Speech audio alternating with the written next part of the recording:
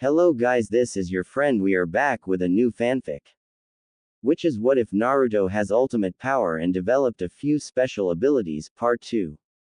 And if you enjoy this fanfic, then please press the like button and subscribe to my channel for more fanfic like this. And now let's start the fanfic. In a clean white room of the Konoha hospital, we find the Sandaime Hokage, Yumi no Iruka, and a glowing red Uzumaki Naruto. Currently, Naruto is lying completely still on a clean white hospital bed.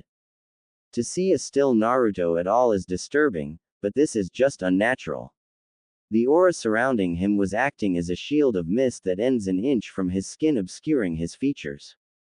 What really caught everyone off guard were the thick black strips extending over the length of Naruto's body.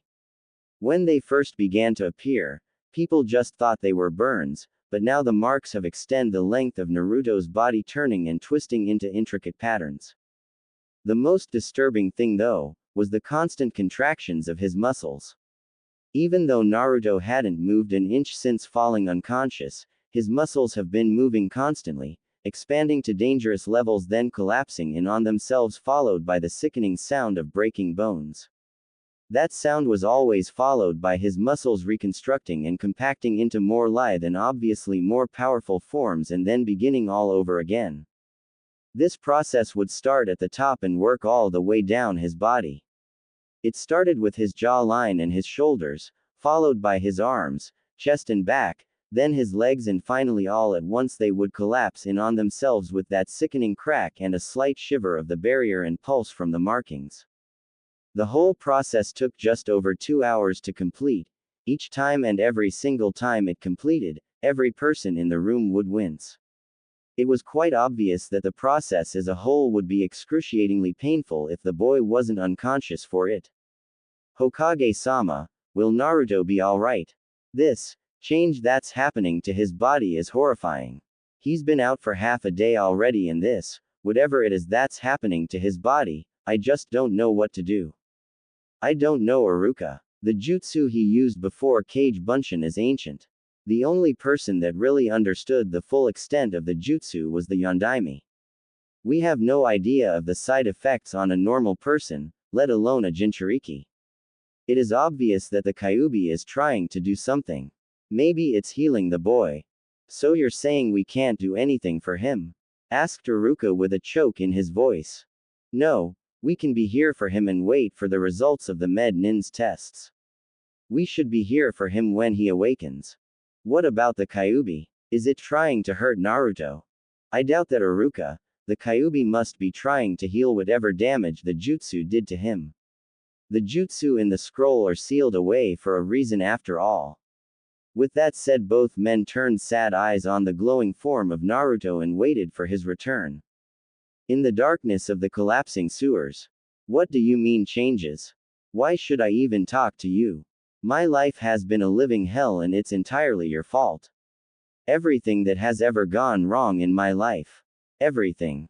As Naruto was going on with his rant, the Kyuubi had taken to blocking out his voice in preference to studying his changes more in depth. His clothes don't change when in his mindscape.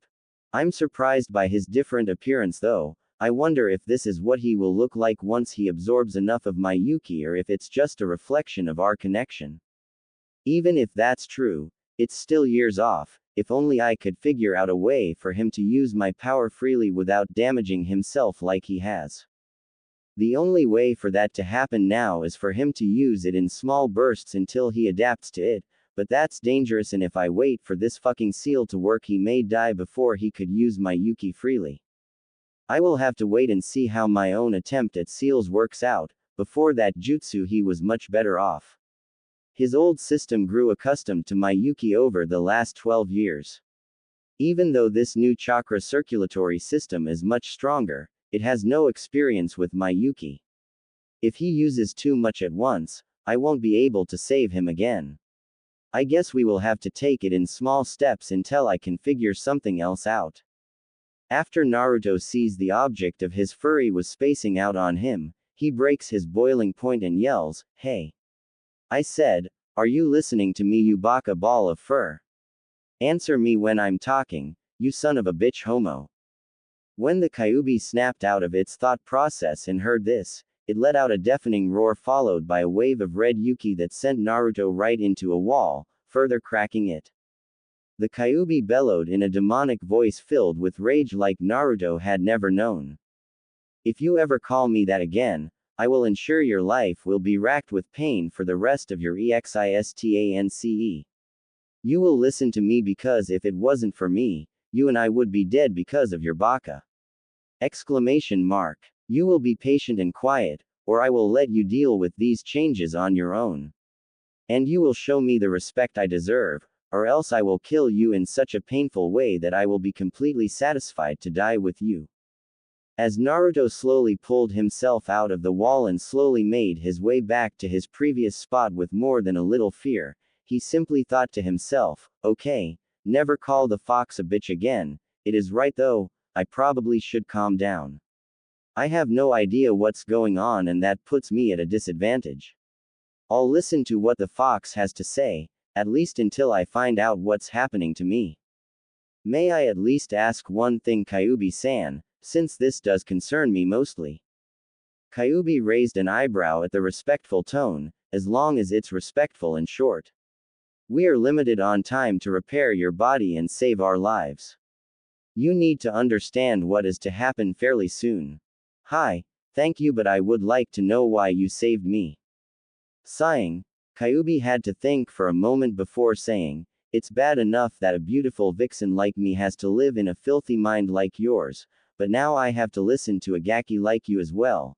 Naruto glared harshly as Kyuubi continued, I saved you because our souls are intertwined by this seal, and if you had died so would I. Also, I have to say, I have a slight respect for you. To have lived with this village and have not gone insane, it is quite the accomplishment. Arigato, I also wanted to ask, wait Vixen, you're a girl. Showing a slight bit of surprise on her face from the comment, she said, is it that surprising?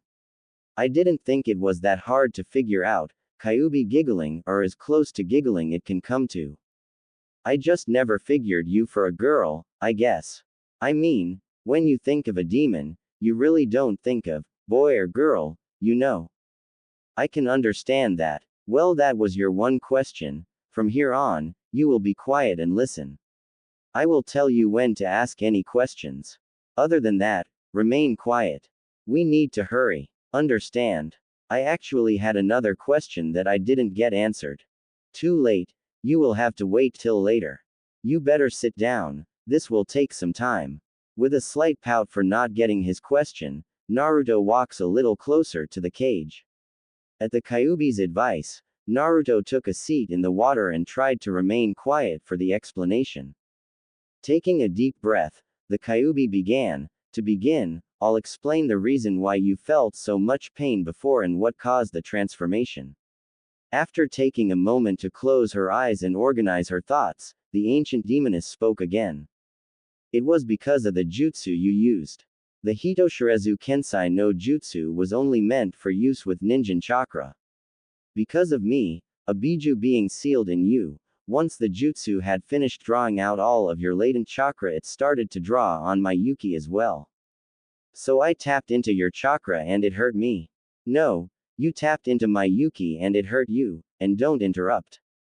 Yuki is in a sense the same as chakra, just several times more potent. Now, I don't think I need to explain how much power I have compared to you, so I'll explain this to you simply. Kyuubi stared straight down into Naruto's eyes for the first time, and to his surprise, her eyes didn't hold hate, rage, or the evil of legend. They held power, knowledge, and what he thought was pity. You almost ripped yourself apart from the inside out by flooding yourself with 10 times the amount of Yuki you were ready to control.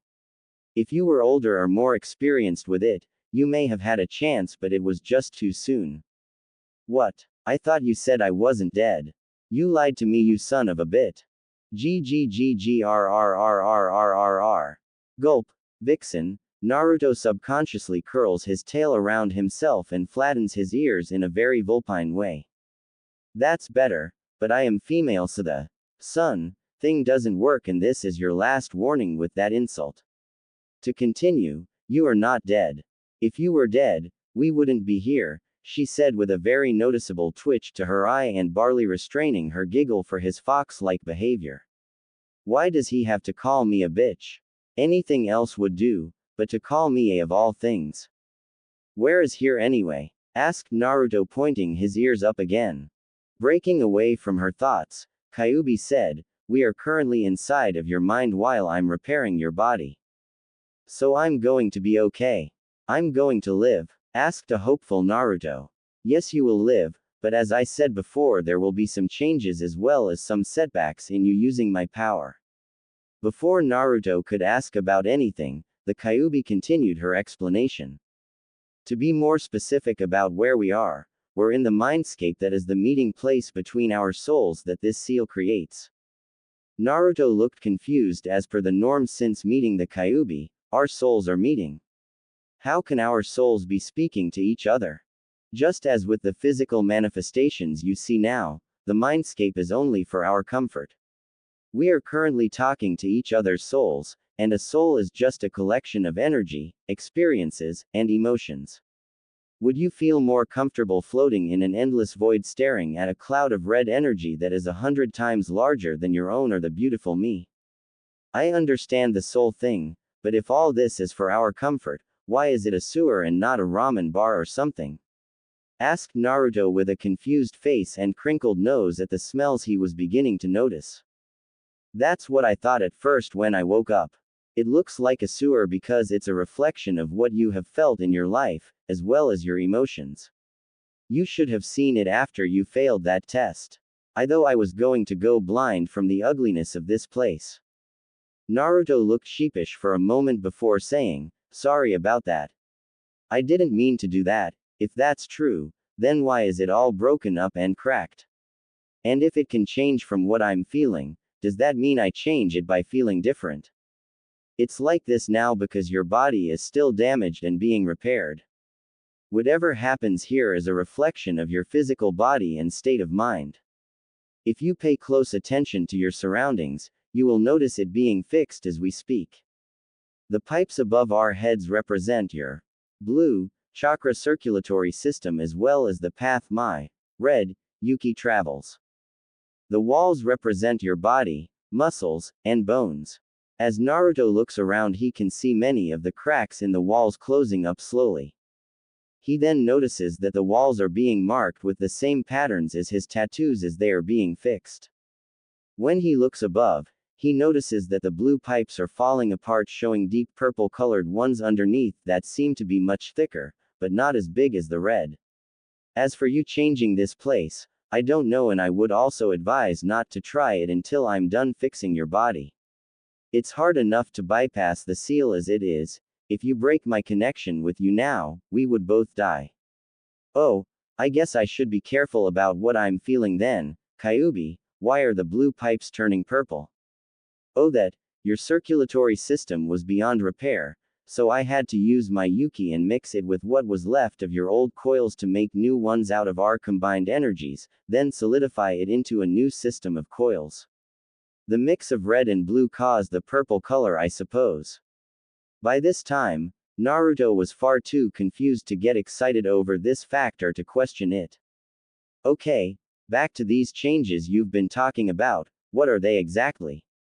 To tell you the truth, I'm not entirely sure. Naruto had a look of absolute horror on his face. Now, before you go off on one of your rants again, let me explain. When no sound came from him, she continued, when your chakra was first drawn on in such large amounts, I didn't think anything of it until it started drawing on my Yuki. Even then I just figured you were in some kind of trouble and needed it. The seal would have given it to you anyway if your emotions were distressed enough. I have no way of telling what is going on outside the seal until you draw on my power enough for me to say yes or no to how much you're taking. The seal can give you so much without my say, but once you pass into my area of control, our connection is strong enough for me to use your senses. Like when you fought those Hyuga. You mean I was using your Yuki when I did that? Yes, but you only passed the point for a moment. Now, back to what happened. As soon as you neared the limit of what your body could handle, I worked as fast as I could to reroute the Yuki to areas of your body that were already being affected by it. Normally the seal would never let me do such a thing, but with our energies mixing so chaotically, it couldn't tell my will from yours. I did this because the chosen areas could handle the power better and advance naturally while giving me time to drain the Yuki back out of your system. While I was doing this, the Yuki that I couldn't get to was able to affect other things as well, and I haven't had time to check everything yet to see what happened, Kyubi said, looking as sheepish as a fox can. What do you mean, advance naturally, and what would these be specifically? By advancing naturally, I mean the parts of your body that were under my influence since I was sealed. These areas could handle the Yuki surging through them while the rest of your body was being destroyed by it. Before I try to explain what has happened to you specifically, I need to know what you know about demons and the Biju. I don't see what this has to do with anything, but I know a little. I know there are 9 of you Biju. You're the strongest. Many of you represent elements and can use them at will. Other than yourself, none have been seen for around 100 years.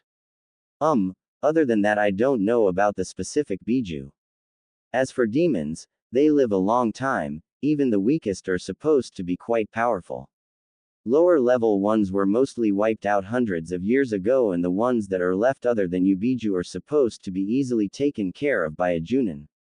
Correct. I'm surprised you know so much. I will now tell you some history on demons. I know this will be boring for you, but please be just a little patient. You'll need to know this to understand what I have to tell you.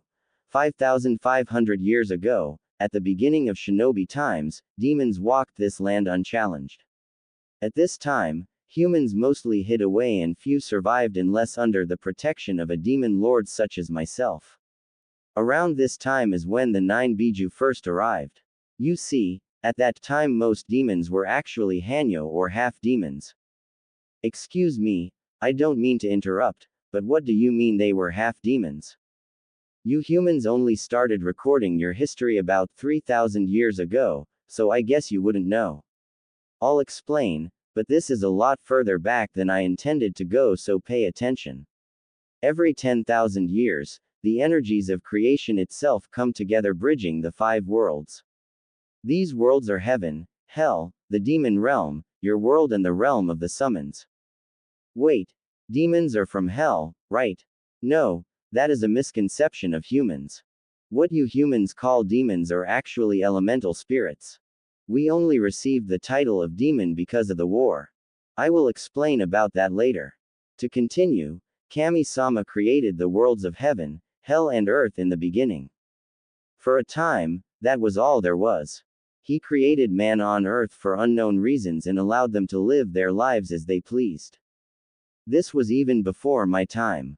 As the ninjas' lives came to an end, they would either join him in heaven to share the knowledge of their lives with him, or be judged unworthy for the way they lived their lives and be sent to hell to be cleansed by its eternal fires.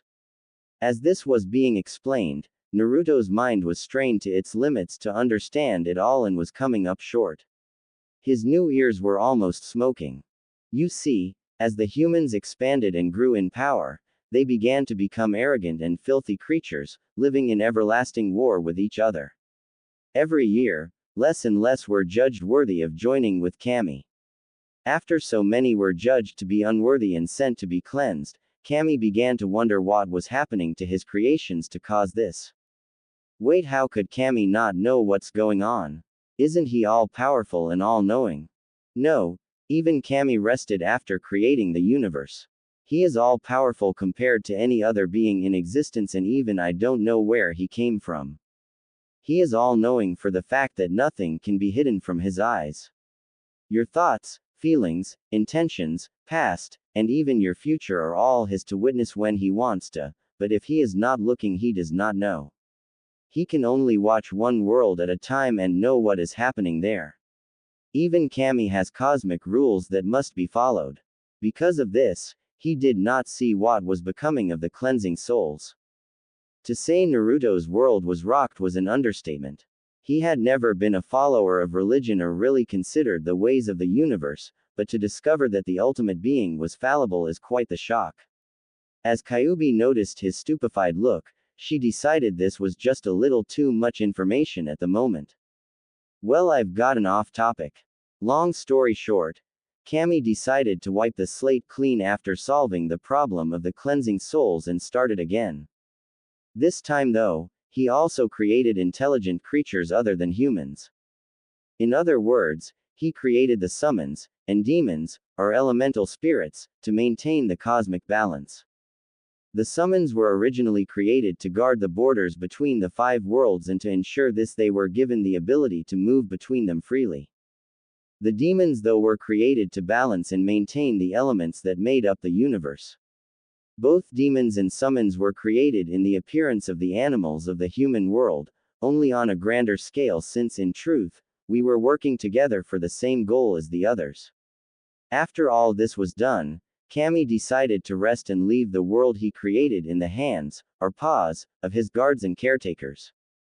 Naruto had taken to running his claws through his tail as he listened intently to everything he was hearing. He didn't understand everything, but he knew this was something no one else probably knew. Things were fine for some time until the convergence I told you about happened for the first time. The energy created by the workings and life of the 5 worlds built up until it collided with each other. Beings of all 5 worlds were thrown between the borders and caused chaos. The ones thrown into heaven were returned almost immediately, the ones thrown into hell died instantly, the summon realm was guarded, and the ones in the demon realm couldn't survive the harsh environment and colliding elemental forces, so these were no problem at all. The human realm, however, was a different story altogether. Because it was so calm, demons, summons, and humans were mixed together here. This was the start of the war between the 3 that would last for nearly 4,500 years. In a shaky voice that was almost a whisper, Naruto asked, "Ths can't be true, can it? I mean, there's no way."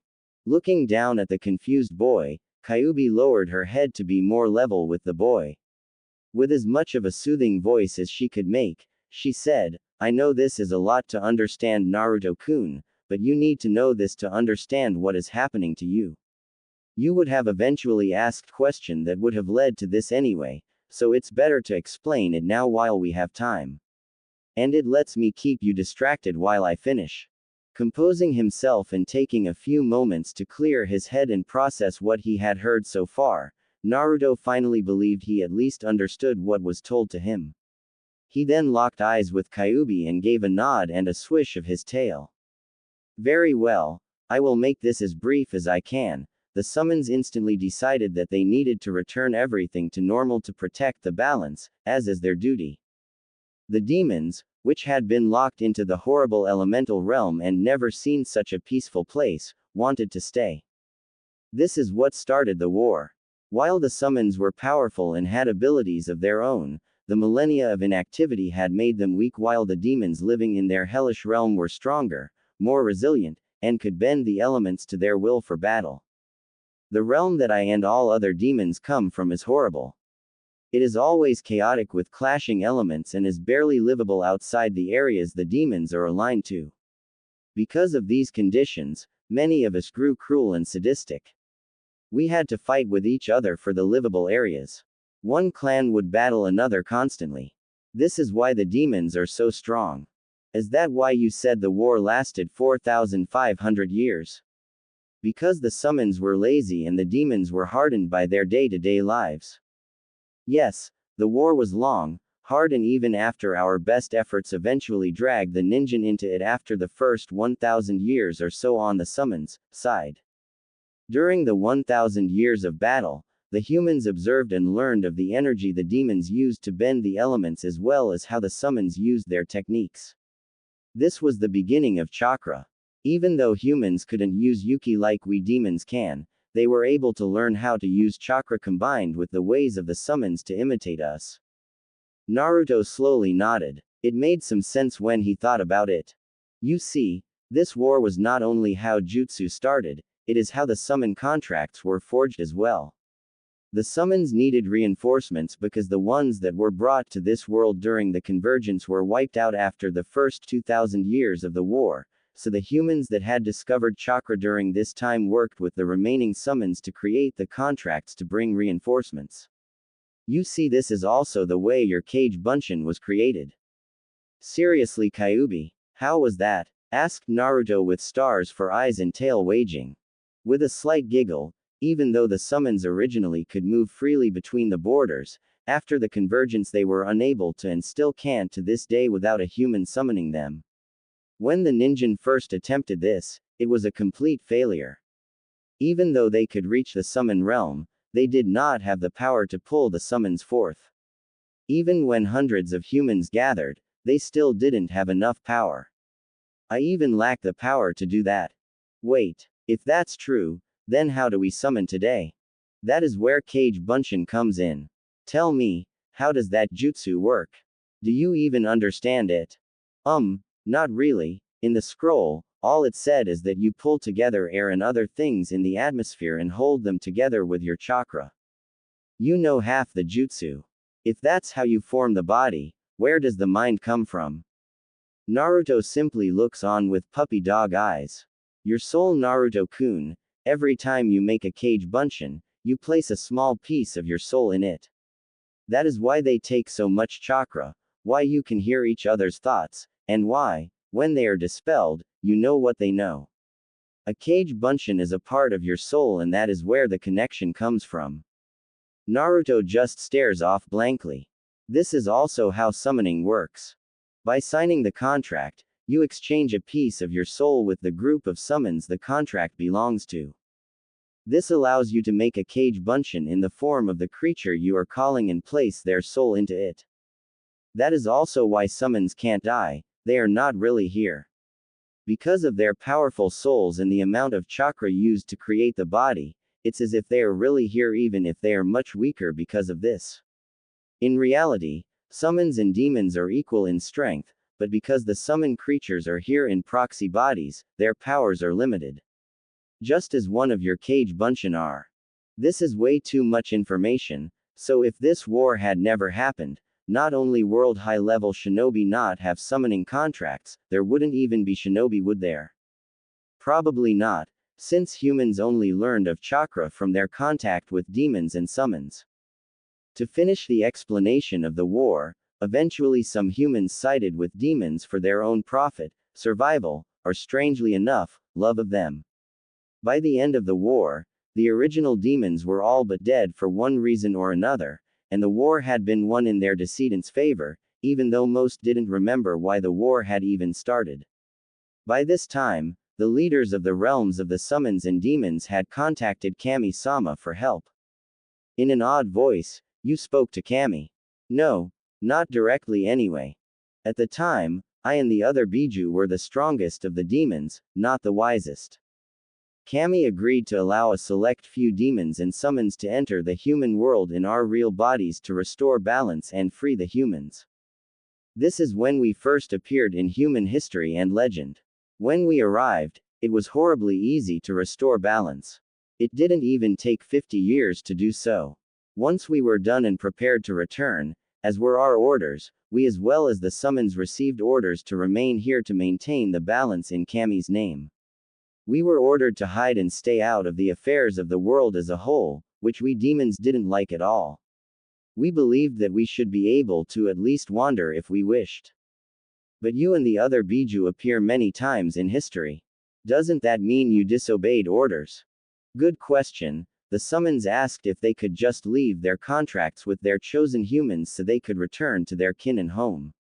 Which was a very good idea for them. It allowed the guardians to always have contact with the humans as well as be happy and live their own lives since, unlike us, summons are not immortal. They can be killed just like us, but unlike us, they can and will grow old and die.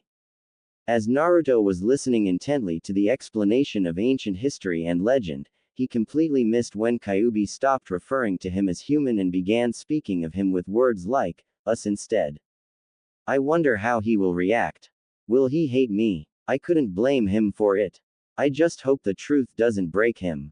He's been through so much and come so far. I don't want to be the one to ruin him, but he needs to know these things. He needs to understand and be ready for what's to come. To think, the next convergence is in only 13 years. While the summons were allowed to return home and happy for it, the 9 Biju were ecstatic about being able to remain in this world. Each of us was even given a region to reside in that had an abundance of our aligned element to make us more comfortable. For the next 3,000 years or so, we were content and happy with our freedom. Every so often a war of humans would break out or we would have to act to maintain the elemental balance, but all in all we were left in peace. At least until humans created Fujins, Kyubi suddenly became quiet and was grating her claws against the cage floor with barely repressed rage in her eyes. Naruto noticed this and started backing up instinctively. When Kyubi heard the sound of water moving and noticed Naruto's scared expression, she immediately softened her features and tried to calm him. "I'm sorry, Kit. I didn't mean to scare you." With this soft reassuring, Naruto immediately calmed and returned to his original place, if not a little closer. "Are you all right, Kyubi? I thought you were about to throw me into the wall again." With a soft giggle from Kyubi that made Naruto smile, she spoke again. "No, Naruto-kun, I'm fine. It's just some bad memories."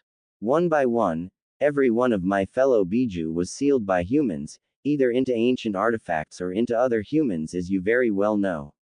Naruto subconsciously touches the seal on his stomach. "Your Yondaime sealed me away to protect his village. This was a good and honorable reason, but at the time of the sealing of my comrades, the human hunted us down to use us as weapons in their war. One by one my friends were sealed for greed, power, fear or other reasons just as foolish, and just to do so as well. At the time, I was in a deep sleep from stopping a massive battle that would have destroyed my region and knew nothing of the sealing. When I had woken up, all of them were gone and I was only able to find a few. One was sealed into a tea kettle in Kei's no Kuni, I could sense 2 were in Mizu no Kuni, 1 in Raiko no Kuni, and finally 1 in Tsuchi no Kuni. Out of the 9 of us, 5 were sealed and the other 3 I was never able to find. At the realization that I was alone, I returned to my sleep for the next 100 years until I was awakened by humans. At this point, Naruto could easily see the pain and confusion in her eyes, and for the first time, he didn't see her as a demon that ruined his life, he saw another lonely being in pain. In a soothing voice, Naruto said, "They hurt you, didn't they? Whatever they did, it made you confused. I don't know what they did, but I do know that whenever I tell Ayame Nichan and Tsukiji about what's happened to me, I feel better afterwards. If you're willing to tell me, I'll listen." Kyubi, for the second time in her long existence, was shocked. The boy whose life she ruined and brought so much pain to because of her own foolish mistake and rash action was being kind to her. She was never surprised by the acts of humans or other demons. She knew never to expect much. "Thank you, Naruto-kun. I was going to tell you anyway, but the reassurance is nice." Taking a breath and looking at the boy at her feet giving her a very vulpine grin, she continued. "After years of sleep, I was awoken by about 10 humans entering my den. At first, I didn't think of them as a threat as they circled around me. All I did was keep an eye on them. That was my mistake. They started to perform strange movements with their hands that are different from the hand seals you use, and then I was caught in some sort of strange energy that I couldn't recognize. It wasn't chakra or yuki. It hurt very much, and I suppose they believed they had caught me because one of them began laughing saying, 'We did it. The power of Kyubi no Yoko is ours.' When I heard this, I lost myself to rage. These humans were just like the rest and wanted me just like my fellow Biju. In an instant, I broke their hold and killed 3 of them with a swing of my tail and began chasing the others. I followed them deep into Hai no Kuni. One of them while running turned to me and said the simple words, 'Please don't be angry with us, Kyubi-sama. We were only following Hokage-sama's orders.'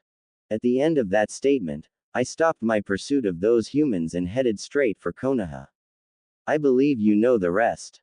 So Konoha was framed by these people and it caused your imprisonment, hundreds of deaths, mass destruction and my lost chance at a happy life. Yes, most likely Naruto-kun, but it's my fault as well. If I hadn't lost myself to rage, none of this would have happened. Naruto looked into Kyuubi's eyes. No, you're a victim in this like the rest. Do you know who these humans are or the one who spoke to you? No, they were covered in black cloaks. The only thing I know is that the one who spoke to me had a set of eyes that I'll never forget. They were bright yellow with black slits with purple lines going around them and ending in points along his nose set into pale white skin. As Kyuubi described the eyes, a vision of them appeared in front of the cage. Naruto swore to himself to never forget those eyes. Don't worry Kyuubi, everything is alright now, can you please explain these changes now that I know the history? Now understand Naruto-kun, most of these changes were already happening and would have continued to this point eventually because of the seal absorbing my power at its own pace. Originally you wouldn't have gotten to this point until you had absorbed a decent amount of my power, or you reached 18 years old I would guess. Because of the reconstruction I did, the changes happened quicker than they would have originally. What are these improvements exactly? I'm sure you've noticed some of them already.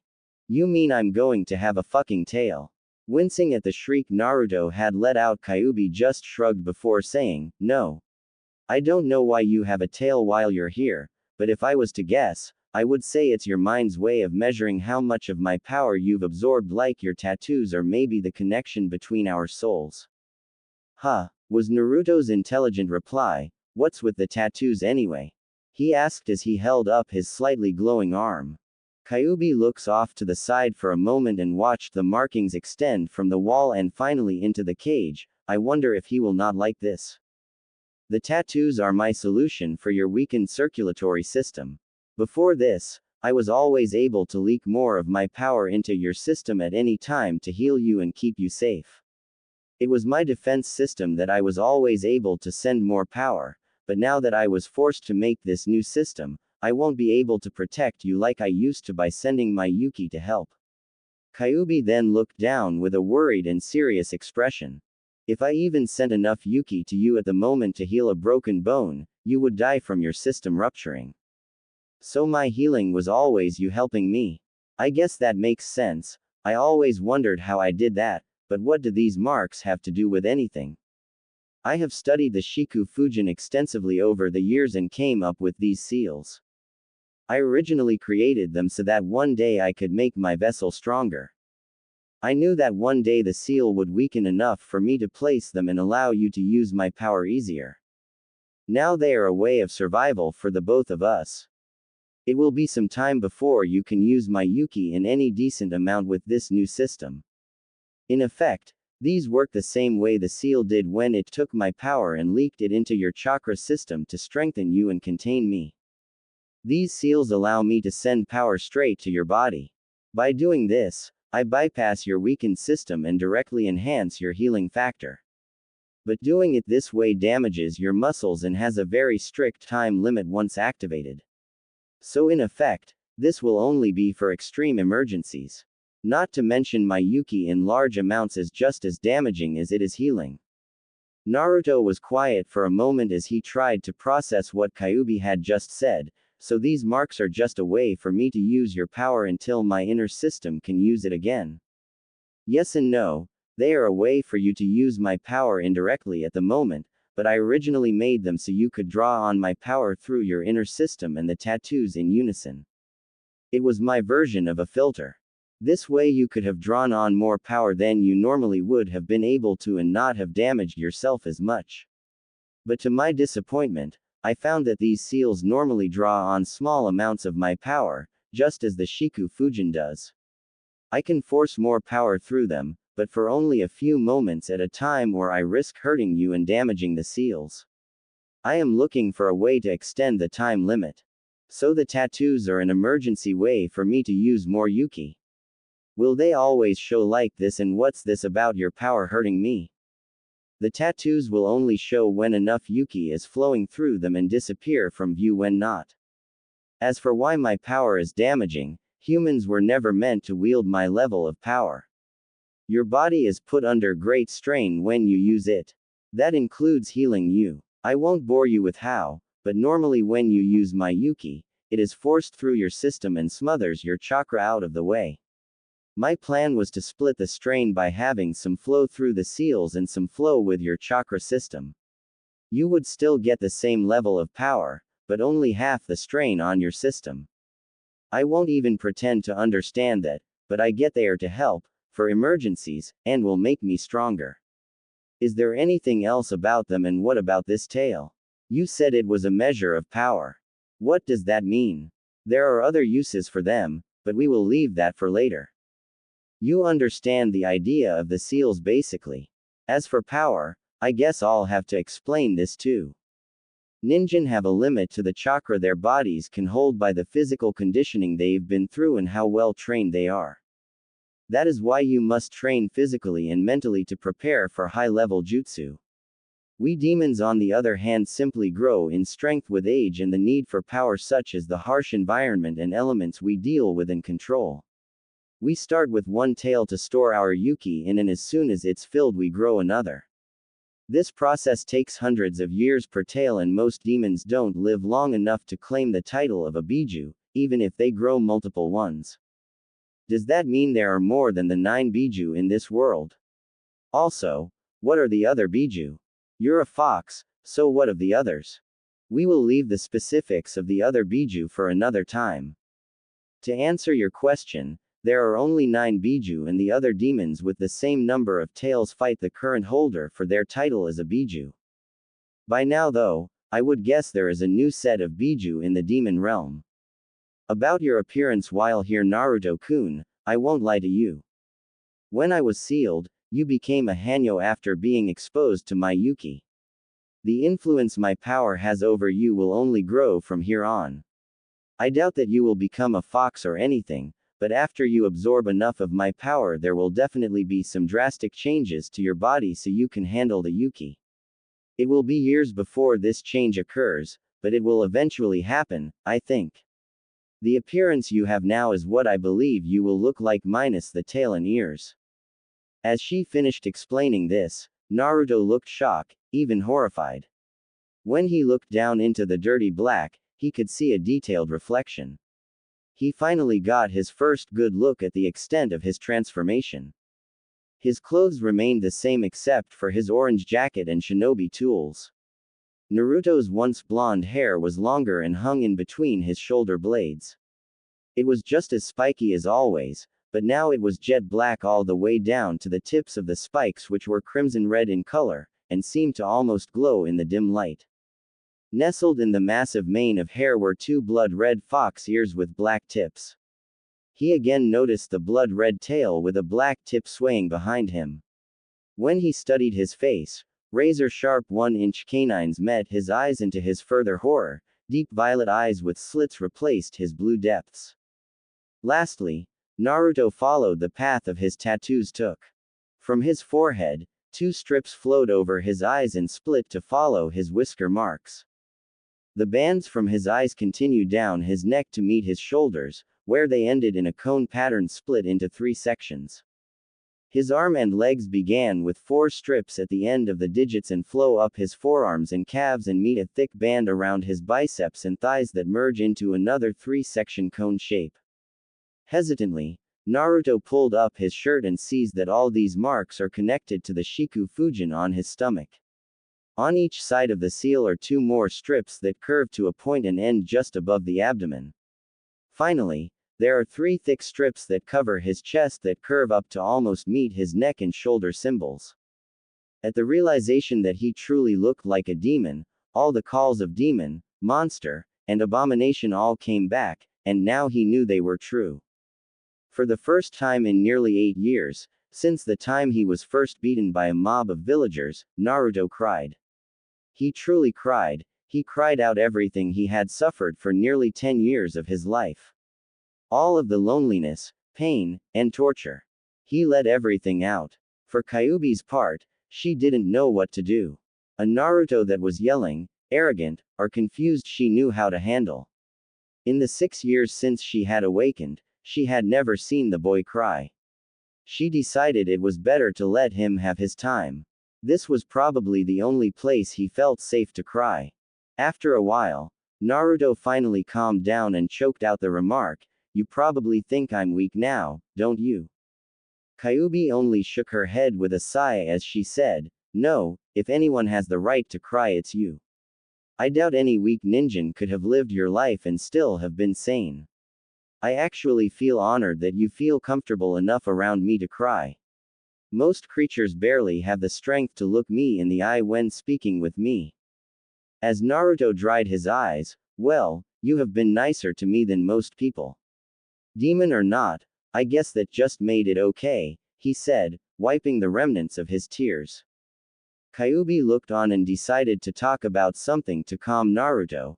"Tell me, Naruto-kun, why do you want to be Hokage?" Naruto was quiet for a moment. "I want to be Hokage so everyone will respect me and recognize my existence. Now that I'm becoming a demon, that's impossible." "So you're giving up? You realize to get respect from others, you need to get it through example and action. All the Hokage before you earned their respect through being a powerful shinobi that protected their village with their lives right. If you prove to the village that you are a powerful and honorable shinobi who would risk his life for his home, you can still become Hokage. So you're saying that instead of working to become Hokage, I should focus on becoming a powerful shinobi instead?" asked Naruto, looking confused. "If you can earn their respect before they discover your new demonic heritage, they will still trust you afterwards. To obtain the village's recognition, you must first earn their trust and respect as a shinobi, then become Hokage, not become Hokage to earn their respect." "You're right, Kyubi. I've never let anything stop me before, and this is no different, and I bet I'll be stronger than ever now." As Naruto said this, the spark and foxy grin was back full force. "This won't stop me. I'll become the strongest shinobi in the world and earn the title of Hokage. It's a promise and I never break a promise, that's my Nindo. That is the Naruto I know, and you will be stronger than before. Not only are you already physically stronger, all the enhanced senses you've developed over the years have been strengthened to be equal to mine. That means your senses of sight, smell, hearing, and even taste are many times more powerful than humans or even animal. This, unfortunately, means you will have to train very hard to gain control of them. Your body has also been reformed to be that of a demon. You will have greater healing powers than before, chakra regeneration, and stamina. You will even need less sleep. The senses sound cool, but I thought you said my healing was weaker now, and if my body works like a demon's, doesn't that mean I'm a full demon already and not a Hanyo like you said? I will work with you on your senses when we have time." "No, the healing I do is weakened because I can't send any more Yuki into your system without hurting you. Your healing before was the bonus for just having me sealed within you. Every demon host or Jinchuriki gains some abilities from their demon. Your slightly enhanced senses and healing came from me, and no, your body works like a demon's. You have demon abilities now, but you will still have human chakra for quite a long time. My stamina and chakra was already huge, so you mean I have even more? And what do you mean by needing less sleep? I explained before about your new system, correct? It is stronger because of the mix of our energies, also wider than normal coils, and will allow you better control over your chakra. Your old system was strained to the breaking point with your chakra capacity. Because of me, your reserves grew faster than your system did. This is why control was so hard for you. Most Junin don't have the amount of chakra you do, and they trained for years to get what they had and also prepared their circulatory system to handle it. See what I mean?" With an excited nod, "Yeah, that means I should finally be able to do that stupid bunshin and become the strongest shinobi even quicker. You will still be able to train your human chakra for now, but whatever Yuki you've absorbed from me will be held back for safety until I've made sure about all the effects the transformation has had on your body. Also, I will not allow you to use any of my Yuki until I believe you're ready. How long will it take me to absorb your Yuki and become a demon? Also, you still didn't explain about my needing less sleep. That is many years from now. I doubt your hair will even begin to change color for months." As for the sleep, your new body will store nutrients and filter toxins better. This means your stamina is higher. You will get the same amount of rest in about 4 to 5 hours as you used to from 8 or 9. This also means you could go longer without food as well. On the other hand, this means you will have to be more careful to eat a balanced diet. What does that mean? In other words, no more ramen 24/7. You may still have all you want for lunch, but from now on you must eat foods such as meat, fruit, and vegetables for breakfast and dinner. No arguing on this. If it wasn't for me up to now, you would have been suffering from malnutrition as well as other diseases. I was able to keep you healthy, but your shortness was a result. What? You mean I'm a midget because of my beloved ramen? Ramen is the greatest food. It tastes delicious and has meat and some vegetables in it. It's healthy. Correction. You were a midget. The strengthening of your body took care of that, but if you don't begin eating better, not only will you stunt your growth again, you will become weak and never become Hokage. You will also never be able to use my power even after your body has settled. Okay, you win. I give my word to eat better from now on. What do you mean not be able to use it even when you allow it? It would be rather pointless to use my power when you would need a couple days of bed rest to recover from it. Your new system may be stronger than your old one and be able to control chakra better, but it has no experience with my Yuki. Even a small amount would damage it. Am I really that weak, Q? I thought that all my training would have gotten me farther than that, especially with all the work you've done. It's not that you're weak, Naruto-kun, it's just that you haven't had any real chakra control training yet and you've lost all the training you've done already. As well as the last 12 years adapting to my Yuki. When training to use chakra, you are training your mind and senses to remember and recognize the amount of chakra you're using. It has nothing to do with your muscles. Even though your body is stronger than before, your muscles have nothing to do with your chakra control. Now that your senses and body are different, you're back to square one in just about everything. Even your chakra circulatory system has softened again. You will have to train your chakra quite a lot to get your new system to where it can sustain my power. Once you rejoin the real world and your healing is done, you will need to relearn all the basics, was Kyuubi's playful remark with a sadistic grin on her face. You have got to be kidding. I have to learn 5 years of the academy over. And what do you mean about my system? You already know it, don't you? You just have to redo the training exercises. It should only take a couple of days really, considering how little you will have to sleep and all the improvements from the last time you had to do them. Also, as I said before, your old system was working with my Yuki for 12 years. This new system, while stronger, has had no contact with it. We will have to take it slowly. You will eventually be able to use my power again, but we will have to work with increasing the amount every day. Cool. That means I'm not that behind. Maybe I can even get Iruka-sensei to help me. Q. How long until I can wake up? And, how long have I been unconscious talking to you? Iruka, you really should go home and get some rest, it's already been an entire day. You can come back in the morning, said the third from his seat. No, Hokage-sama, I want to stay by his side, said Iruka as he turned tired eyes to the Hokage, like you said, someone needs to be here when he wakes up. The Sandaime could only smile softly as he said, at least the strange change in his muscles ended earlier. How many times did it happen, Hokage-sama?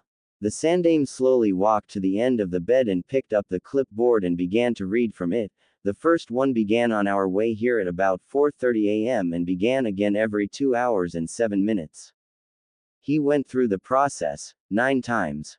The Sandaime was silent for a moment before saying, Iruka, I don't know what this means, but you have barely left his side in the last 20 hours. You need sleep and food. Please at least take a break for that. There is food in the cafeteria and a bed in the next room. I will make it in order if I need to. Iruka sighs, all right, Hokage-sama. I'll get something to eat and see about some sleep. Just as Iruka and the Hokage reached the door, They felt a pulse behind them, and as they turned, the red haze that had been surrounding Naruto obstructing their view of the boy pulsed a second time, slightly stronger. This continued several more times, strengthening with every pulse, until finally on the 10th one, the haze dispelled and returned to the seal. Both men slowly approached Naruto to check on the boy, wary of what might have occurred within the mist. When they finally were by his side, they both gasped at the transformation he had undergone. Sandaime-sama, is he alright? What are those black marks and why are they glowing? He seems to just be sleeping now, but these changes have me worried. I want you to stay here until further notice. No one is allowed into this room until he's awake and has spoken with me, not even the doctors. Hi Hokage-sama. Thud. Who made my bed so high up or the room so bright? Asked Naruto as he braced himself to get up. He heard a slight scratching sound. When he looked for the source, he noticed he had 1-inch claws at the tips of his fingers, and with sick fascination, he slow drags them across the wood floor and notices that it gives no resistance whatsoever. Are you enjoying the new additions, Naruto-kun? I thought you said I wouldn't have the demonic features yet. I said you wouldn't have the hair color, tail, or ears. I said nothing about the claws, physique, or facial changes. If you don't like the claws, just relax the muscles in your hand. Check for yourself on the cosmetic changes. Naruto easily finds a full-body mirror hanging on a nearby wall. When looks into it, he notices his same clothes. The only noticeable changes are that they are a little too small now, dirty, and ripped, which was to be expected after a fight. He then sees that he has grown about 3 inches since he last checked and is sporting slightly broader whisker marks, but not by much. Just enough to be noticed. He also finds that he now has slit blue eyes, longer hair with ebony black roots that end an inch or so away from his scalp, and blood red tips on his trademark spikes. The only other change that was visible to him was that his face was more angular, almost as if he had lost all his baby fat and, of course, his fun new claws. At this point, he decided to try relaxing his hand, and to his amazement the claws started to recede. With the sound of slicing flesh and a little pain, they returned to his fingers and a normal nail closed on top of them. He quickly noticed that these normal-looking nails were bisected to show his claws were still there, just hidden. What do you think? I like it. You do great work, Kyuubi-hime, but where are my tattoos? Asked Naruto as he scanned himself. Thank you, Naruto-kun, but from now on, just think and direct it to me. I'll hear you. We don't want people to think you're crazy or that you're talking to me. Remember what we talked about? Asked Kyuubi, giving the mental equivalent to a finger flick, and the tattoos only show when I am sending my Yuki through them. Naruto nodded as he thought, yeah, we need to keep this a secret until I've gotten strong enough to protect myself. Just as Naruto was getting up from the floor, Iruka walked through the door to see Naruto awake. Naruto, are you alright? Shouted Iruka as he rushed to Naruto's side. I'm fine, sensei. How are you with the wounds from Mizuki Tem? I'm fine. I'm not the one that's been out for almost 2 days from a strange jutsu with red hazy chakra around me and freaky stuff with my muscles and strange marks all over me. Naruto blinked owlishly at his sensei's excitement. That's right. Could you get G-san for me? I have a lot to explain to you too, and I need to ask you a favor, Naruto said with an even foxier grin in place. Now with his slightly elongated canines. Sure, Naruto, just give me a second. Oh, sensei, could you bring me something to eat too? Sure, Naruto. With that said, Iruka rushed out the door to find the Hokage. Do you really think this is a good idea? Don't you think you should keep this between us for a bit longer? If Iruka-sensei hadn't mentioned the Yuki, then yes, I would have. But if they have already seen it, then it's easier to tell the truth than try to lie. Besides, I'm going to need help with my training, and who better than those two? You're so smart, Naruto-kun. It's going to be a long retelling, you know that. They will probably think you're crazy too. What choice do I have? Besides, I've got you to correct me, right? I also will be able to get Ji-san to help, and that is worth anything. Just as Naruto finished his sentence, the Hokage and Iruka walked through the door holding 2 bowls of ramen each. Raamennn. Oh, great. Remember your promise to eat healthier. You said I could have ramen for lunch and it's 10 a.m. Good morning, Naruto-kun. You had us worried there, said the third as he sat down. Sorry about that, Ji-san, was said through a mouthful of noodles. Iruka says you have something to tell me. Asked the Sandame as Naruto finished his 4th bowl. Both Iruka and the Sandame thought, when did he finish his first one? Ah, that was good. Yes, I do, and you better sit down and get some sake because this one is going to throw you for a loop.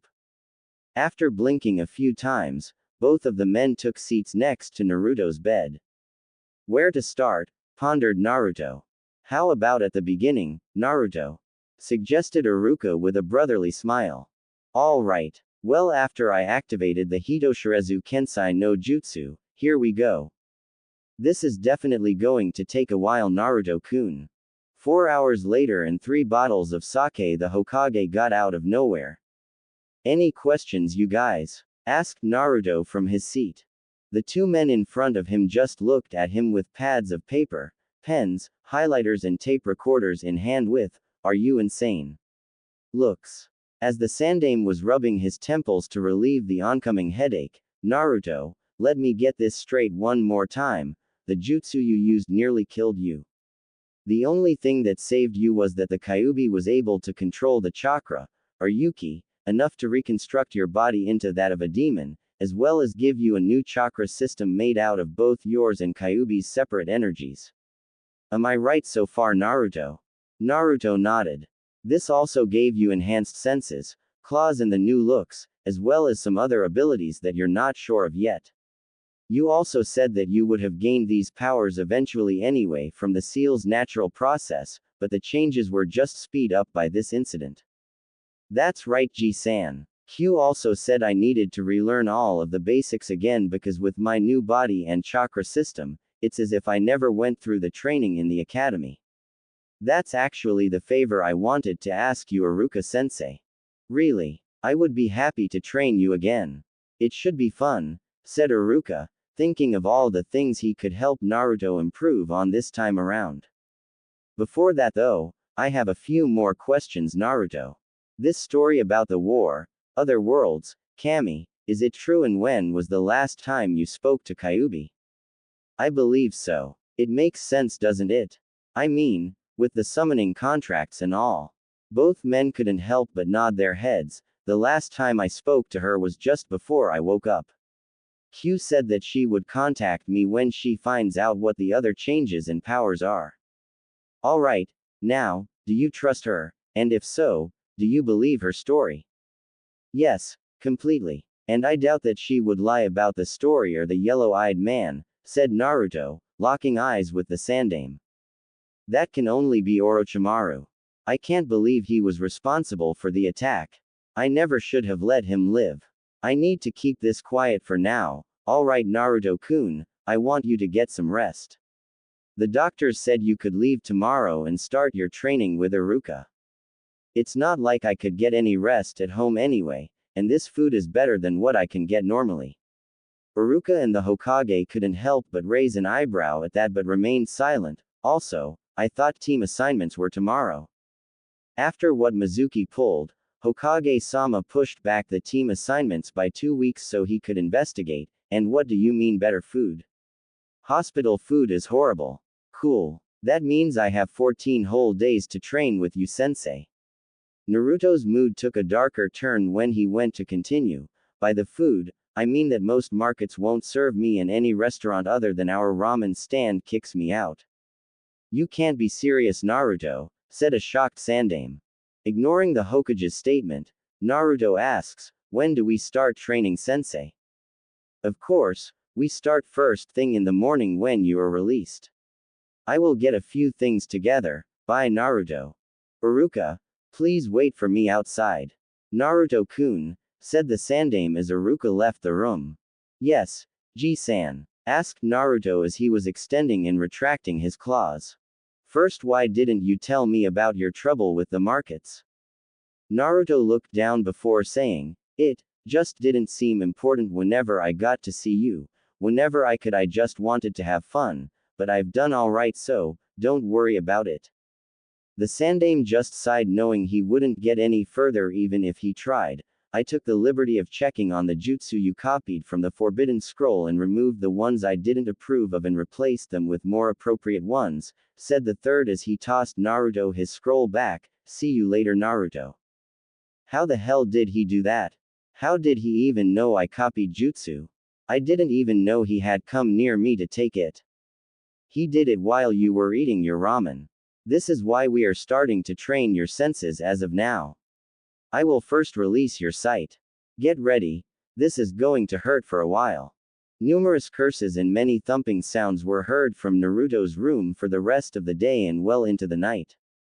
Outside the hospital room, Iruka, I have an A-rank mission for you, said the Sandaime in a serious tone of voice. What is it, Hokage-sama? Asked a truly curious Iruka. Several hours later, just outside the third's office. Piss off, you brat.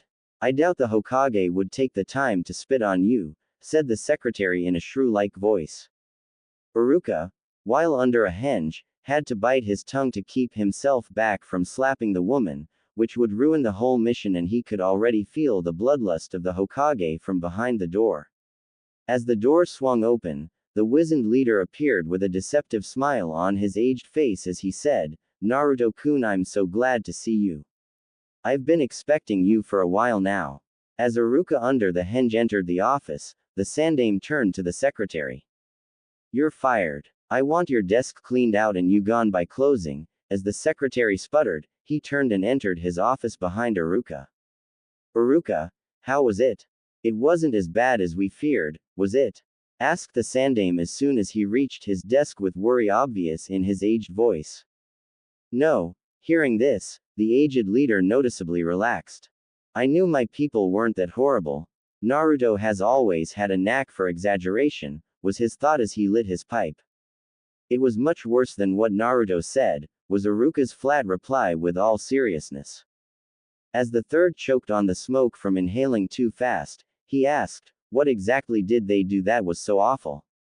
Where do I start? Everywhere I went, I was glared at and called names, people even threw things at me.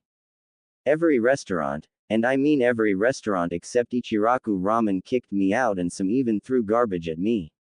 Some of the stores even threatened to summon Anbu if I didn't leave. 2 even showed up at 1.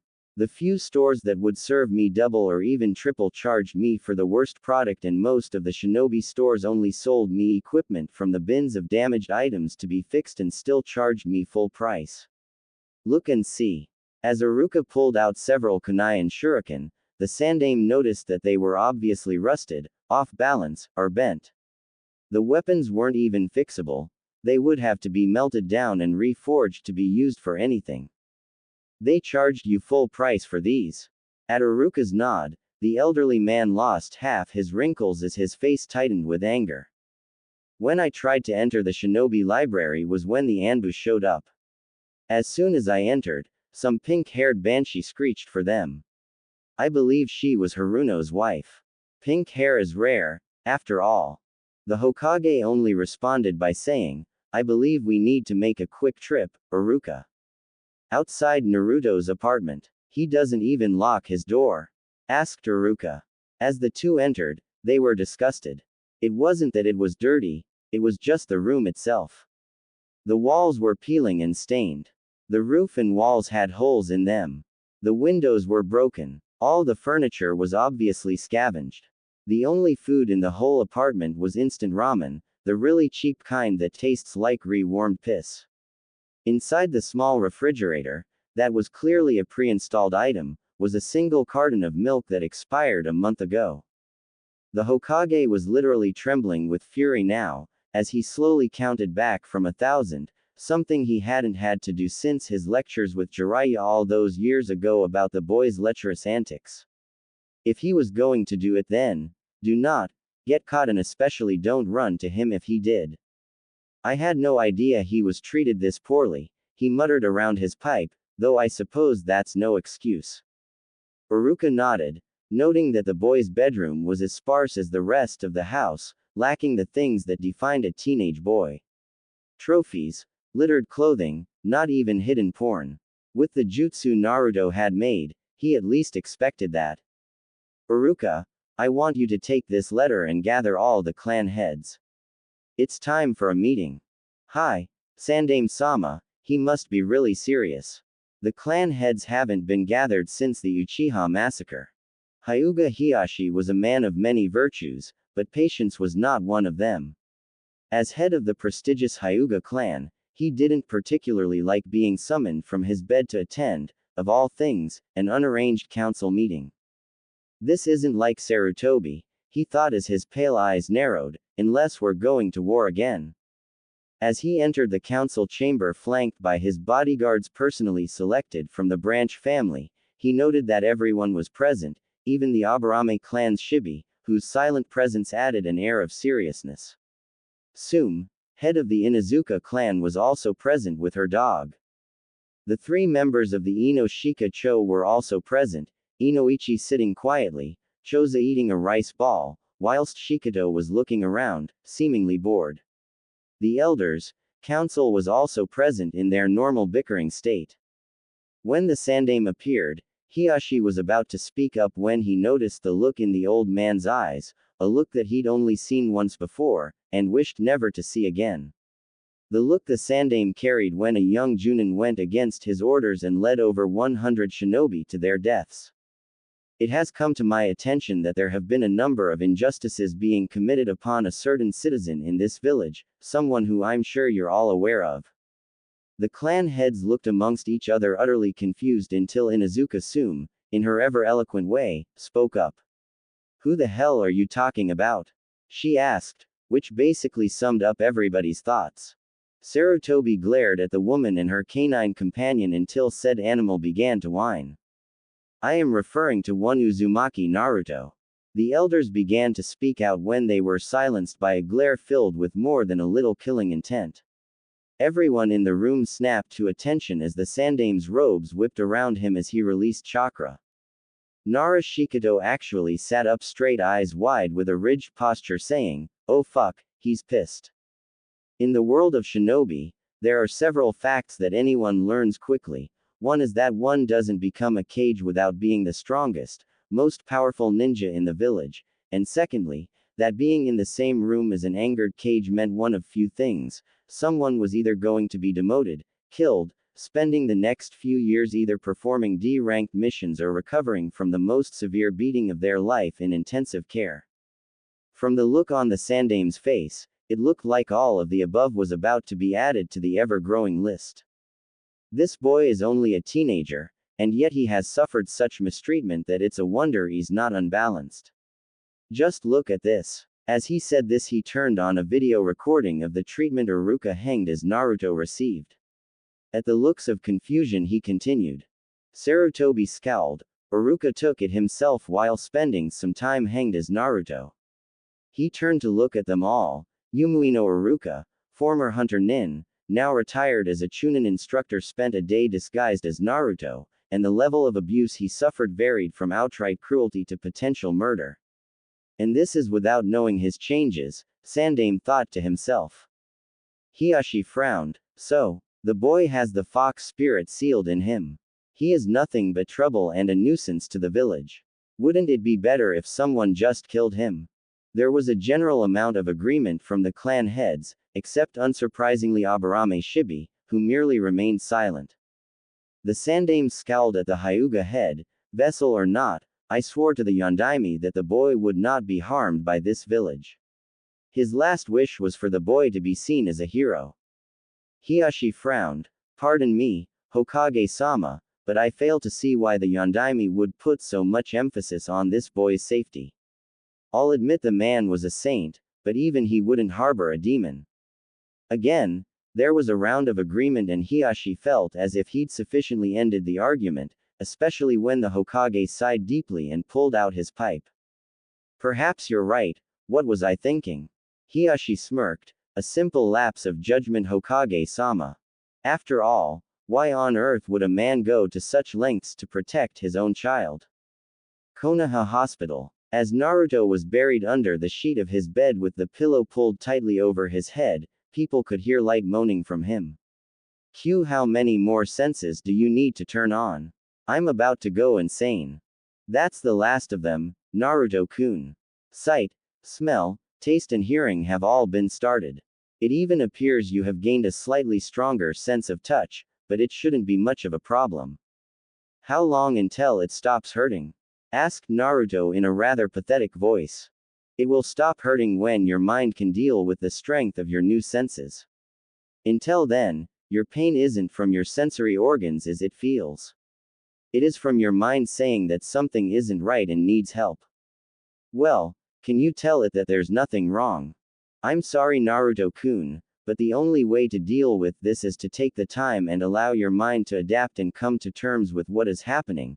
But if it hurts so much, then you could always enter your mindscape again and train here.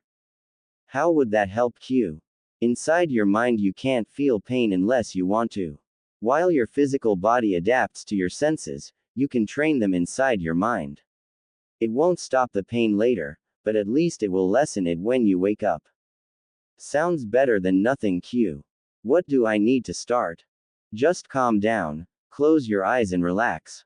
Let your mind wander and I will guide you. The room fell silent, as if struck dumb. Even Shibi's eyes widened behind his ever-present glasses. Choza had even stopped eating, Shikado looked startled and Inoichi's eyes were as wide as saucers. Sume's jaw actually hung loose, while the Hyuga head seemed at a loss for words. This changes everything. So you're saying, Shibi began and the Sandame nodded. The boy's birth name is Namikaze Naruto, son of Namikaze Minato, Konoha's Yellow Flash, and Uzumaki Kira, Konoha's Tenchi. He is the son of two of our greatest heroes. The room had fallen deathly silent now. Thoughts of disbelief, shock, disgust and shame flooded the room. No one dared look up until Shikado spoke up. But, hold up, Yondaime never married. How could the Yondaime have a son? And the angel disappeared a whole year before the Kyuubi came. Many in the room spoke up in agreement. If it was out of agreement for the idea or just trying to deny their own sins, no one knew. He did marry. He just never publicly announced it, Sarutobi replied, lighting his pipe. I personally married them. I even delivered the boy when the time came. Not even Jiraiya, the fourth sensei, knows about the union. Kira, after finding out she was pregnant, decided to retire to the county until Naruto was to be born to ensure his safety. When the Kyuubi came, she had only been back in the village for a week.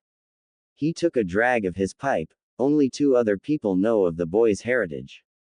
One of them is Orochimaru, who happened to find out by chance. Everyone flinched at this, the name of the snake Sanin still being a sore point to many Junin. And, who is the second person, Hokage-sama? Asked Shikado. Sarutobi sighed. The Anbu who I assigned to guard him when he was younger, Uchiha Itachi. Everyone's eyes widened.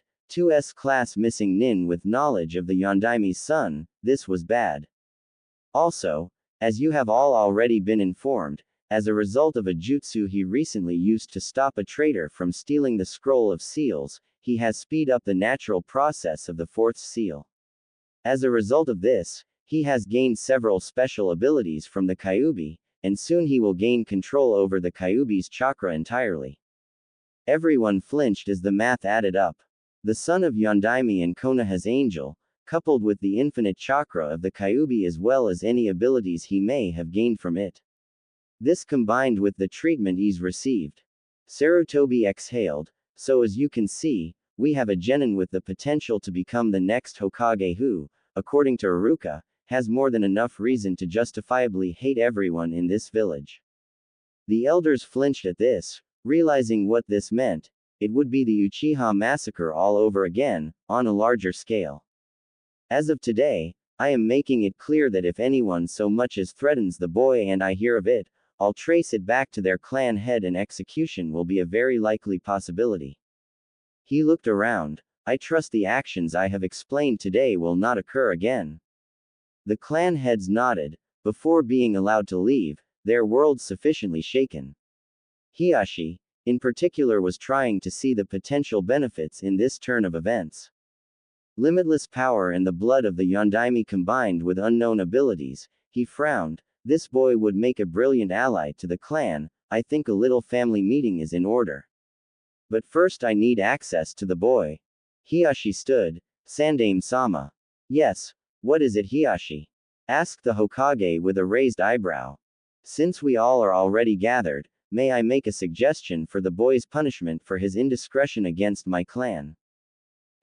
You do realize he is still recovering from his ordeal and cannot give his explanation of his entry or to defend himself, don't you? He is also going to be busy with training. I do, Hokage-sama, but with the punishment I have in mind, he may give his reasons it to me during it. We already know why he did what he did, so punishment is coming with or without his defense, and the punishment I purpose will leave plenty of time for his training. What are you scheming, Hiashi? What do you purpose, Hyuga-san? Asked the Sandaime while glaring at Hiashi. As Hiashi began to speak, all the others returned to their spots to listen. Perfect. If this works like I hope it will, I will end up with the greatest weapon imaginable to attain my goals. A demon under my influence. Naruto's mindscape. Slowly Naruto's senses began to come back to him. He could hear the sloshing of the dirty water he was laying in from his tail moving with his perked ears, feel the humid air on his skin, and to his ultimate displeasure, he could once again smell the sewers that embodied his mind. When Naruto opened his eyes, he was pleased to see the familiar sewers even if he loathed the smell. It was still the same dank and dirty place he remembered from before, but now it seemed brighter. The walls were no longer cracked, and the intricate designs that ran along them that symbolized his tattoos were quite impressive. The water seemed clearer, and the light shining from above his head felt warm to him. As he looked up again, he noticed the purple pipes that represented his chakra circulatory system almost shined. The red ones were almost the complete opposite though. Before, when he was here, they pulsed with such power it made his seem bland in comparison. Now the red ones seemed dulled and lifeless. For some reason, Naruto found this very disturbing. He soon found himself following the same route he had taken before, and soon enough, he was standing before Kyuubi's cage once again. Just like the rest of the sewer, this room had brightened as well. As Naruto scanned the room, he noticed that the marking that supposedly represented his tattoos literally covered the walls here, whereas in the rest of the sewer, the marking merely looked as if someone had taken a brush and a few hours to design them. Here they were as masterpiece, intricate curves and slopes that intersected in every way imaginable that all led back to Kyuubi's cage. I see you finally made it, Naruto-kun. We will have to work on your sense of time while here. When Kyuubi emerged from the shadows of her cage, Naruto had to raise an eyebrow at her appearance. Before, she had shined with the power of her aura, and even when it was not visible her fur shined like precious silk. Now she seemed disheveled, and her aura was nothing but fatigue. Q, are you all right? You look exhausted. Asked Naruto in a worried tone. Q looked surprised for a moment, and even Naruto caught it. I never planned on letting him see me like this. I'm fine, Naruto-kun. I'm just still a little drained from everything. Naruto looked up into her red eyes with a rare calculating look as if he was trying to read her. I guess that makes sense with everything that's been going on and everything you've done for me. Kyuubi had to catch herself from giving a light giggle at Naruto's thinking face. I suppose so. Now let's begin the training for your senses. I plan on having your mind adapt far enough for you to train in the real world later. If you're sure you are alright. I mean, I am taking your power from you, so you have every right to be tired. Naruto looked down, almost ashamed, until Q said, taking my power. Whatever gave you that idea? Naruto snapped his head up as his tail and ears went ridged. Huh? But you said I was absorbing your power, Q. Doesn't that mean that I'm taking it away from you? Kyuubi just had to give a tired giggle at this. I guess I didn't explain it well enough to you. Let me explain it this way. When you use chakra, you make more, don't you? With a slow nod from Naruto, she continues, what makes you think I would be any different? Naruto looked stupefied for a moment before he continued, well, you said I was absorbing your power and becoming a demon because of it, and I just figured that it meant you wouldn't have it anymore. When the seal was first made, it was designed to expose you to a portion of my power every day to make you stronger and ensure that not only could you protect yourself, but keep me imprisoned. I surmise that the Yondaime intended for us to become equals in time. What is happening is that your body takes so much of my power in a day's time and adds it to your own. By doing this, over time you will be able to take more and more until you can use it all. That way I would never be able to overpower you. What the Yondaime didn't realize is how dangerous Yuki is to humans. If things had continued as they were, your body would have eventually reached a limit and my Yuki would have begun to hurt you. Once again, Naruto was sitting there perfectly still as he replayed what he had heard, so I'm not taking your power, I'm just using it make my own instead of just using yours like the seal originally intended. This time, it was Q that had to blink, yes that's right, but how did you figure that out? Naruto scratched the back of his neck in his usual way.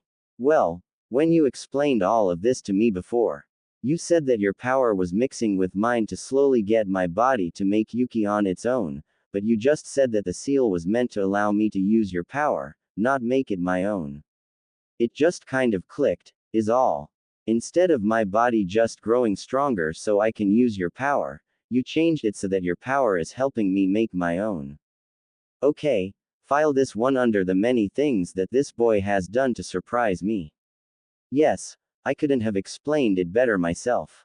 But don't forget that even though you are slowly growing stronger, that doesn't mean you still can't use my power when you need to, Naruto-kun. Just to make sure, you are alright and I'm not taking too much away from you. Not to be mean, but you do look rather frizzled. I mean, your scary red glow is gone and the red pipes in the ceiling are dull. I'm just worried. Q took a moment. Well, I'm flattered that you're worried about me, Naruto-kun, but it's nothing to be worried about. If I explain about my power in percentages, then every tale stands for just about 11% out of 100. Our whole episode with your body took 44%, then you took your prevent for the day which is about 7, then the tattoos I placed took 33, and finally another 10 was used to heal the majority of the other injuries. So I'm rather tired. When Kyuubi looked down, she had to sweat drop as she watched Naruto using his fingers to count 60, 77, and 94%. You only have half of a tail left. Are you sure that's okay? Shouldn't that be chakra exhaustion or something? Is that why the pipes are so dull? I'm fine, Naruto-kun, just tired. 6% is plenty, and I should be back to normal in a few days. Remember, I'm the demon known for having infinite strength and normally I do. Other than fighting another Biju, I have never used more than 3 tails at once, and when I used them up, I would draw on another 3. Because of this, by the time I needed to switch again, the first set was nearly restored. That is why I'm fine. I just used too much power at once. Well, if you're sure, then what do we need to do for training? First we will focus on training your mind before we start on your senses, and we will do this through meditation. Naruto dropped his head in defeat.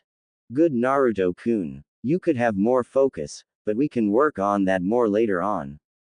For now, focus and make the mindscape into a forest area that you have seen before so we may begin your real training. Naruto had spent the last few hours in meditation to learn how to reshape his mindscape, and it was no easy matter. Even inside his own mind, Naruto's focus for such things was minimal at best. Okay, so focus and imagine a forest. After a few moments, the sewer began to slowly fade to a pale background before a rather dark forest began to appear. The trees were monstrous even compared to the ones in Konoha's forest. As Kyuubi watched the changes around her, she wasn't surprised that the inside of her cage remained the same. I guess it will take more time before he can affect the cage. The forest sent a shiver even up Kyuubi's spine as she gazed at it from behind the bars. Kyuubi couldn't help but notice that even she could hide in this giant forest, but it seemed far too familiar. Naruto-kun, I told you to picture a forest you have been in. Where did you find one like this? Naruto looked confused for a moment as he looked back at the bars. He walked around the other side, expecting to see a back or a wall, but it was like it wasn't even there except for a shimmer in the air. As he walked back around the other side, he said, "A few years ago, I found a giant forest surrounded by a fence. It seemed different, so I wandered around the edge of it for a long time trying to find a way in, but it was closed off and I was never able to climb over the fence. I just always wanted to see what was inside since the trees were so big, so I thought of it." Kyuubi just nodded her head as she looked on. This forest should work fine. To start, I will release the full power of your senses. Inside your mind it won't hurt, but there will be a pressure or weight put on you. There will also be disorientation and most likely extreme confusion. Well, it's better than the piercing pain I was in before when we tried to get this under control. We will start with your eyesight. I am not able to leave my cage, but I can create things for you to train with if you give me permission. Naruto didn't even hesitate to nod. First, to train your sight, I will create opponents to move around you in varying speeds and you will only need to follow them with your eyes. Then, for your sense of sound, we will cut off your other senses and do the same and have you follow an opponent's heartbeat and breathing to keep track of them. After that, for your sense of smell, I will use my memories to teach you the more common ones you will encounter, such as tracking scents, the smell left from different elements being used, the scents given off for different emotions, and of course the ability to tell the difference between animal, human, and other scents. Taste we will work on over time. Naruto slowly nodded as he stood and brushed himself off. Okay, let's get this started. I can't wait to master these senses and not have a headache when I wake up. Sorry Naruto-kun, but that's not happening. Training the mind and training the body are two different things. Even if you master your senses here, it will only lessen the pain when you wake up. Your body and mind will still need to align to each other. This training is only to give you the knowledge, not the experience. Naruto let out a deep sigh. Power never comes easy, does it? No, it doesn't, Naruto-kun. Not for anyone. There is always a cost for power, whether you know it or not. The next day, as Naruto was waking up to what Kyuubi relates to having a hangover, he was experiencing some of the most painful jolts of his life. He could have sworn someone was messing with him in his sleep. Q. It feels like you have been chewing on me for fun. My head hurts, my ears are ringing, and I feel like I'm going to puke. Just try to relax Naruto-kun, and I don't appreciate the joke. I do not chew on everything like a common dog. Now close the blinds and sit on the bed and focus. I will try to lessen the pain and get you used to this. The training with your senses yesterday pushed you a little too hard. We will now work on focusing your senses on one thing to allow you to select what you want to do with them. Thank you Q. Naruto said aloud as he tried to relax. Iruka was currently making his way to the hospital to pick up his favorite student. He was thinking over what to do with his new pupil at the moment and having a hard time deciding. What to do first? I guess first I need to get him used to his new body. Light sparing should do that, then I can have him go through the kata for the academy taijutsu. With his growth, he should be able to make more use of it now. I should figure out a training schedule for him too. Since he only sleeps 4 hours a night, he'll need something to keep him busy and out of trouble. I can just imagine what you could get done with an extra 4 hours a day. Iruka never got to finish his thought, because just as he was passing the shopping district, a messenger hawk swooped down to him to land on his arm. Now what do we have here? Iruka says, taking the message from its leg. Thank you for bringing me this. Off you go, said Iruka as he released the hawk. As Iruka broke the seal he began to read the message. Uruka, I would like you to bring Naruto by my office after lunch. I have a few things to give him and I need him out of his apartment for the day so it can be fixed up. I will see you later. Sarutobi Hiruzen, the Sandame Hokage. I wonder what the Sandame is up to. Oh well, better get going. Naruto has never been the most patient shinobi in the village, thought Uruka with a smile, remembering all the years in the academy with the blonde.